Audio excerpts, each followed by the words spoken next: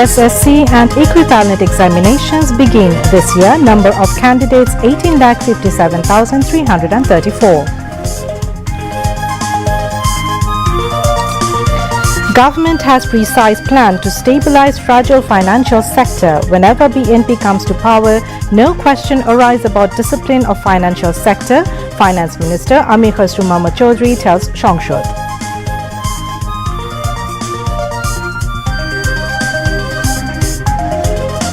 "53 nomination papers submitted to Election Commission for reserved women's seats in Jatiyo Shongshod. Selection on April 22 and 23.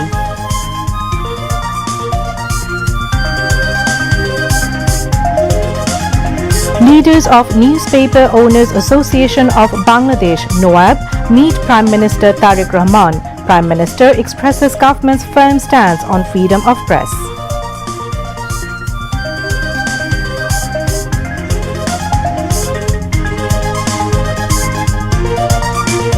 "18 million children to be given measles vaccination to combat infection.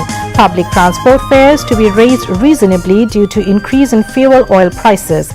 Discussions ongoing with transport stakeholders," informs Information and Broadcasting Advisor.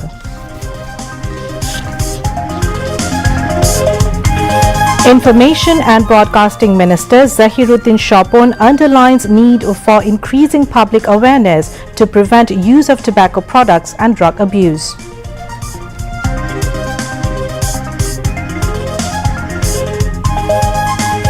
April 26, next date for witness testimony against Shaji Wajid Joy and Junaid Ahmed Polok in case involving 3 charges including giving order to kill with shutting down internet during July mass uprising. Positive trend in remittance flow. Around $213 crore of remittances entered country in first 19 days of current month. Ceasefire duration between Iran and United States not being extended. Concerns rising about restarting of war.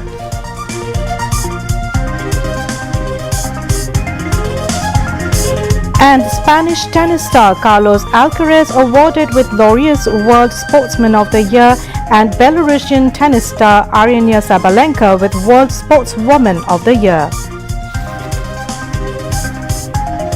Assalamu alaikum. Welcome to News at 10. I am Ruya Zabin.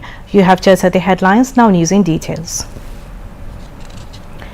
The secondary school certificate, SSC and equivalent examinations for this year began simultaneously across the country today. Number of candidates this year is 18,57,344. As this is the first public exam under the new government, there is heightened attention from the administration. To prevent question paper leaks and ensure a fair environment, security measures have been strengthened around examination centers. Alongside law enforcement agencies, magistrates are also on duty. Each examinee is being strictly checked upon entry. However, the number of candidates is lower than last year. According to the concerned officials, nearly 4,46,000 students who passed grades 9 and 10 were unable to take part in the exam this year, which they see as a significant indication for the education system. The examinations are being held at 3,885 centers nationwide and will continue until May 20.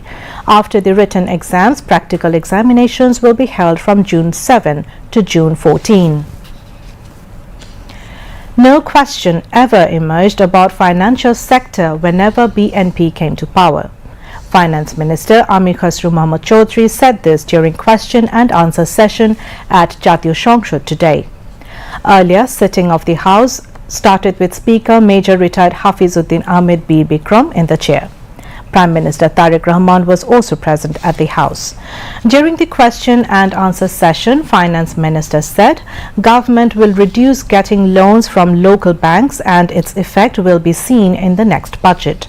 Replying to a query, Amir Khusru Mohammad Chaudhry said government has taken various steps to stabilize financial sector. The minister said special steps have been taken through Bangladesh Bank to assist financial sector.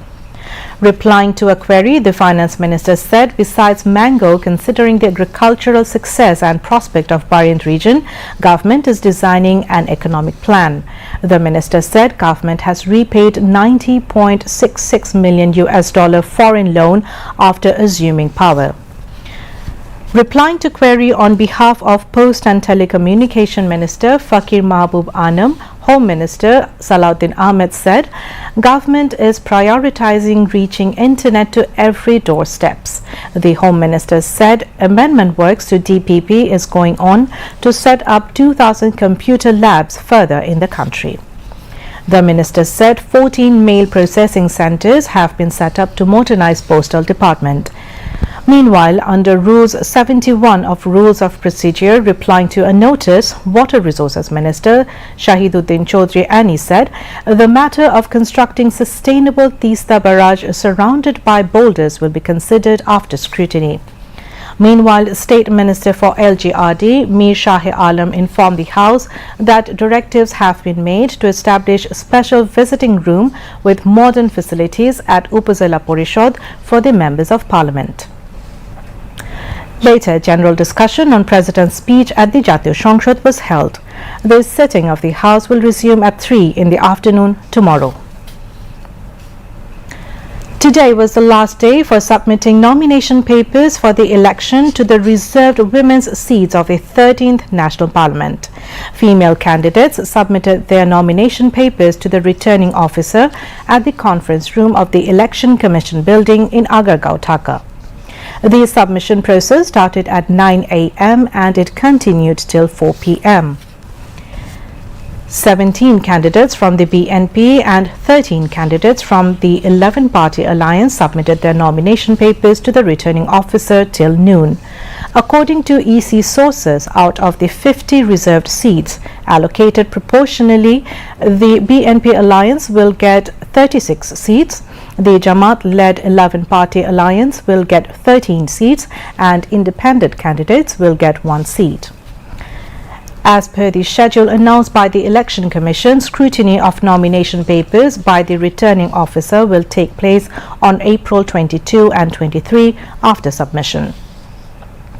Appeals against the scrutiny can be filed on April 26 and hearings on appeals will be held on April 27 and 28. Voting will take place on May 12. Candidates believe this election is important to further strengthen women's participation in politics. Prime Minister Tariq Rahman has expressed his government's firm stance on the freedom of the press in the country. The Premier expressed the stance at a meeting with Newspaper Owners Association of Bangladesh (NOAB) members at the Public Administration Meeting Room at the Cabinet Division in the Bangladesh Secretariat today. The Premier listened to NOAB members patiently and said that such views exchange meetings with them would be arranged at regular intervals. The Prime Minister said he takes updates on the issues reflected in the media and gives necessary instructions to the concerned accordingly. At the onset of the meeting, NOAB President and Manav Jomin editor Matiur Rahman Chaudhry spoke and highlighted the existing problems of the newspaper industry and sought the Prime Minister's support in resolving them. Noting that huge government advertisement bills accumulated during previous governments remain unpaid, NOAB leaders sought the Prime Minister's support in this regard. Emphasizing regular meetings between the government and newspaper owners, the Prime Minister opined that such meetings should be held every 3 months. NOAB members drew the Prime Minister's attention to withdraw the cases filed against journalists during the previous interim government and sought his support regarding bails of arrested journalists.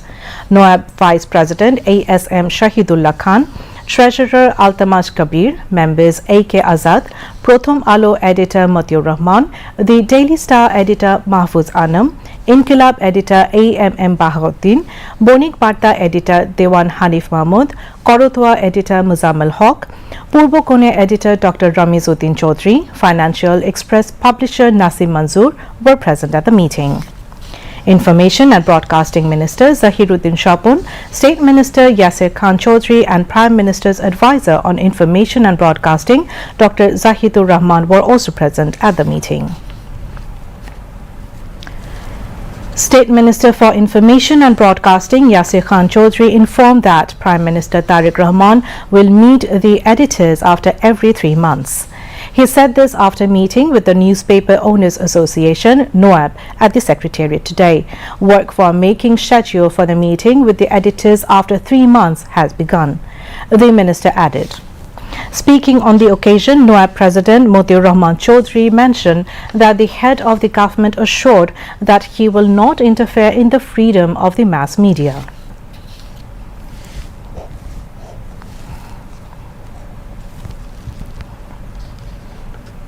Italian ambassador to Bangladesh Antonio Alessandro called on Home Minister Salahuddin Ahmed at the Secretariat in Dhaka today.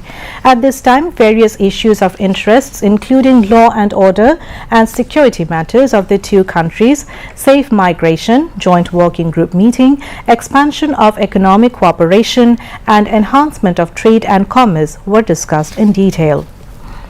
Describing Italy as one of the country's most significant development partners in the European Union, Home Minister Salahuddin Ahmed mentioned that there is ample scope of cooperation with the country, including safe migration.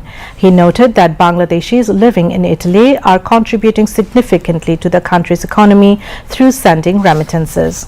Ambassador Antonio Alessandro stressed that the Italian government is committed to promoting safe migration and preventing illegal migration, which remains a top priority. The envoy also announced that a new migration policy will come into effect in Italy from June, aimed at ensuring safer migration pathways and expediting the repatriation process for irregular migrants. The ordinances which have not yet been turned into law were not intentionally cancelled by the government, rather they lost their effectiveness due to constitutional obligations. Prime Minister's Advisor on Information and Broadcasting Dr. Zahidur Rahman made the remarks at a press conference at the PID conference room today. State Minister for Information and Broadcasting Yasir Khan Chaudhry was also present. The advisor said the ordinances that lost effectiveness due to the time limit would be placed in Parliament as bills following the proper process to be turned into laws. This is a normal constitutional process and there is no reason for confusion, he added. The advisor further said that 97 ordinances out of 133 have already been placed in the Parliament as bills to turn those as laws. 13 have been accepted with amendments, 7 have been repealed, and the remaining 16 ordinances will be placed in Parliament as bills later, the advisor added. On the vaccination program, Dr. Zahidur Rahman informed that 26 lakh children have been vaccinated so far. There is a plan to bring a total of 1.8 crore children under the vaccination program, he added. Dr. Zahidur Rahman said the government is taking initiative to reopen the Malaysian labour market. Regarding international loans, he said loans from the IMF may need to be taken. However, the country is not bound to fulfill all their conditions, the advisor said, adding subsidies will decrease if they rise in fuel prices. Information and Broadcasting Minister Zahiruddin Shapun has underlined the need for increasing nationwide public awareness to prevent use of tobacco products and drug abuse. He made the call while Professor Dr. Arup Ratan Chaudhry, founding president of Manas, an association for the prevention of drug abuse, paid a courtesy call on him at his secretariat today. The minister said there is no alternative to increase public awareness in building a drug and tobacco-free society. To achieve this goal, he expressed the government's interest in working jointly with the voluntary organizations like Manas. The minister specifically mentioned the need to discourage the use and display of tobacco products in the media and films. Professor Chaudhry briefed the minister in detail about the long-standing activities of Manas in preventing the spread of drugs and tobacco. The minister sought cooperation from private levels to further bolster the government efforts against drug abuse and use of tobacco products. Information and Broadcasting Secretary Mahbuba Farzana was present during the meeting. The government will not let the people of the country be held hostage by a few individuals involved in the market syndicate. Commerce Minister Khandokar Abdul Muqtadir informed this after a task force meeting on commodity prices at the Commerce Ministry today. He said that the increase in fuel prices will not affect food items. Even if inflation occurs, the government will intervene so that its impact does not fall on the marginalized population, the minister added. Mentioning that various measures is being taken for market monitoring, the Commerce Minister urged everyone to be aware so that inflation in the market does not increase based on speculation. Chinese ambassador to Dhaka, Yao Wen, paid a courtesy call on the Prime Minister's political and agriculture advisor, Nazrul Islam Khan.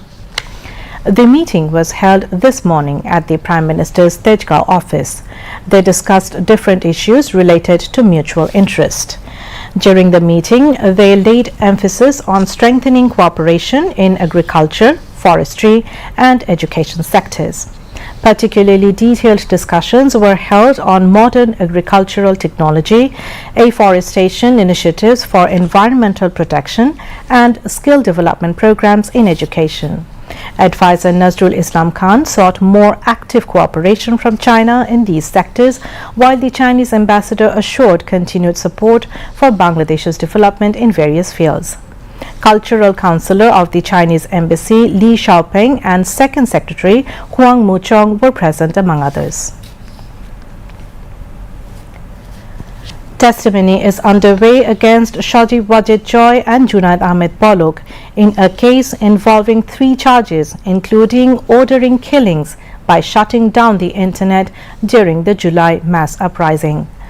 After giving her deposition, the 4th witness, BTRC Deputy Director Mahreen Ahsan, was interrogated by the defense. The proceedings are taking place at the International Crimes Tribunal 1, led by Justice Ghulam Murtaza Majumdar. Later at the same tribunal, the interrogation of a witness will be held in a case against Sheikh Hasina and 12 others, including military officials, over allegations of enforced disappearance and torture in a joint interrogation cell during the tenure of the ousted Awami League government. Additionally, today has been set for recording testimony against 4 individuals, including BGB officer Ridwanul Islam, in a case over the killing of 28 people in Rampura.